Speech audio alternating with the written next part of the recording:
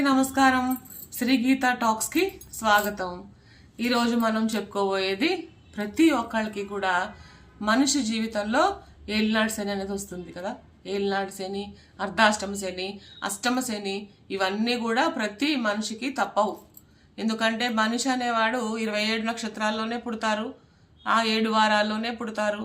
జన్మజాతక ప్రకారం, గోచారం, గ్రహచారం ప్రకారం ఏలినాటి శని, అష్టమ శని, అర్ధాష్టమ శని ఇలా రకరకాలుగా శనీశ్వరుడు మన కర్మని అనుభవింపచేయడానికి ఈ విధంగా వస్తూ ఉంటాడనమాట. ఈ శనీశ్వరుడి యొక్క కథ మన సుందరకాండ జరిగేటప్పుడు ఆంజనేయ స్వామి వారికి ఎలా జరిగింది ఏంటనేది మనం చెప్పుకుందాం. సో మనకి ఇప్పుడు సుందరకాండ మన హనుమంతుల వారు వెళ్ళారు, సీతాదేవిని చూశారు, వచ్చారు. వచ్చిన తర్వాత మరి సేతువు నిర్మించి అంటే వారధి కట్టి మరి లంకకి వెళ్ళి అమ్మవారిని తీసుకురావాలి కదా. సో వారధి నిర్మించడానికి అందరూ వానర సైన్యం మొత్తం కూడా బయలుదేరిన తర్వాత రాముల వారు రామేశ్వరం దగ్గర వీళ్ళందరూ సేతువు కట్టడానికి మార్గనిర్దేశనం చేస్తూ ఒక పెద్ద బండరాయి మీద రాముల వారు కూర్చున్నారు. లక్ష్మణుల వారు కూడా జరిగేవన్నీ పర్యవేక్షిస్తున్నారు. మన హనుమంతుల వారు పెద్ద పెద్ద బండరాళ్ళు అంటే హనుమంతుడు, అంగదుడు, జాంబవంతుడు, నీలుడు వీళ్ళందరూ కూడా వానర ప్రముఖులందరూ కూడా, దదిముఖుడు వీళ్ళందరూ ఈ వానర ప్రముఖులందరూ కూడా పెద్ద పెద్ద బండరాళ్ళు, చెట్లు, మట్టి, ఇసుక ఇవన్నీ కూడా తీసుకొచ్చి సముద్రుడు వరం ఇచ్చాడు కదా నీటి మీద తేలుతుందని వారధిని నిర్మిస్తుండగా మన శనీశ్వరుడు వచ్చారనమాట. అక్కడికి శని మహాదేవులు వారు వచ్చి రాముల వారికి నమస్కరించి, అయ్యా ఇప్పుడు నేను ప్రతి ఒక్కళ్ళని ఏదో రకంగా అయినా సరే పట్టుకుంటూ ఉంటాను కదా. ఇప్పుడు హనుమంతుల వారు వంతు వచ్చింది స్వామి, హనుమంతుల వారిని నేను పట్టుకోవాలి, మీరు అనుమతి ఇవ్వండి అని అడుగుతారు.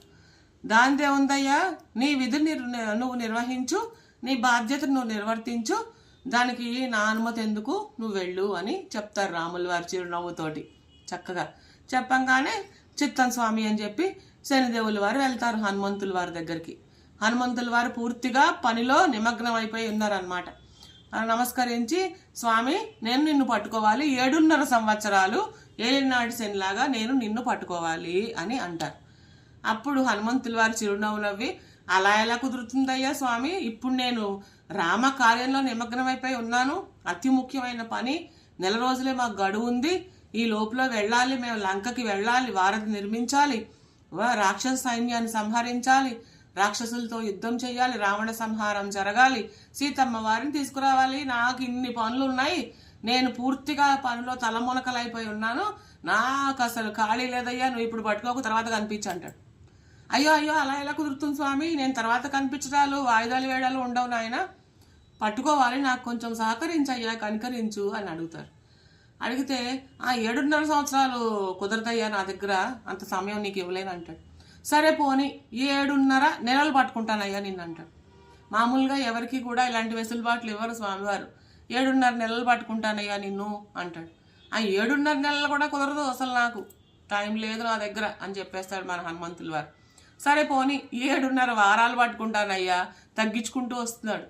7.5 వారాలు కూడా కుదరదంటే కుదరదు అనేసాడు.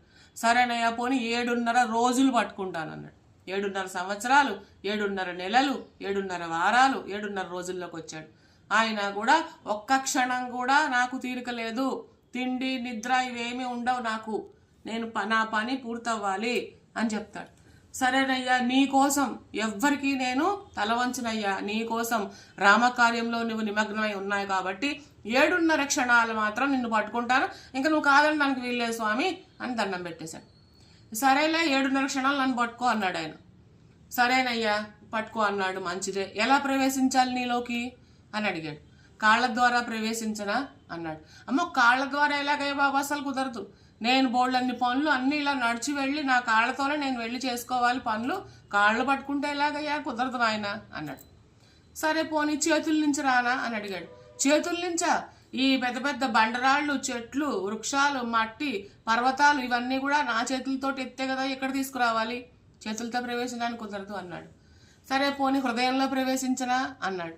ఆ హృదయంలో మహాలక్ష్మి అవతారమైన సీతమ్మ తల్లి, చల్లని తల్లితో కూడిన శ్రీరాములు వారు ఉంటారు, హృదయం ఖాళీ లేదయ్యా, కుదరదు అన్నాడు.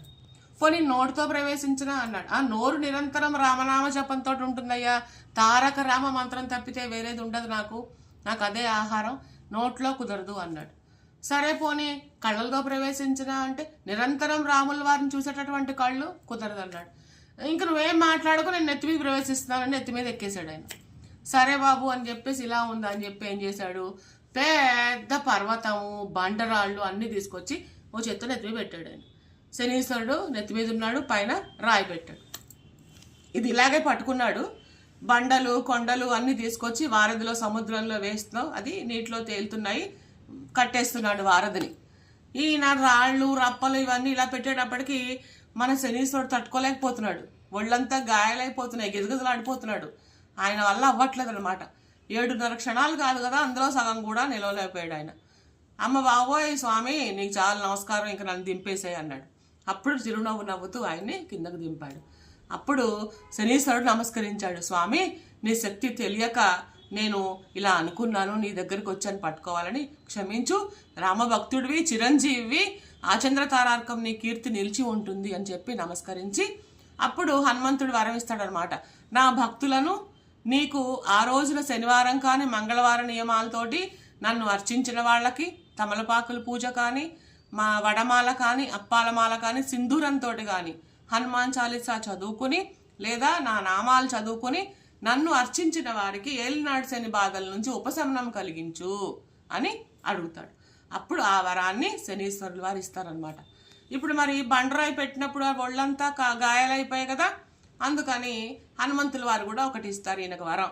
ఎవరైతే నువ్వుల నూనెతోటి నీకు అభిషేకం చేస్తారో వాళ్ళతోటి నువ్వు ఈ గాయాలన్నీ కూడా ఉపశమనం కలుగుతాయి, ప్రీతి చెందుతావు, వారిని ఆశీర్వదించు, కర్మ ఫలితాన్ని తీవ్రంగా ఉంచకుండా తగ్గించుకో అని వరం ఇస్తాడనమాట. ఈ విధంగా ఏలినాడు శని బాధల నుంచి ఉపశమనం పొందాలంటే ఎవరైనా సరే హనుమంతుల వారిని, చిరంజీవిని, రామభక్తుల్ని పూజించండి, తరించండి. జై వీర హనుమాన్, శ్రీరామ్, జై శ్రీరామ్.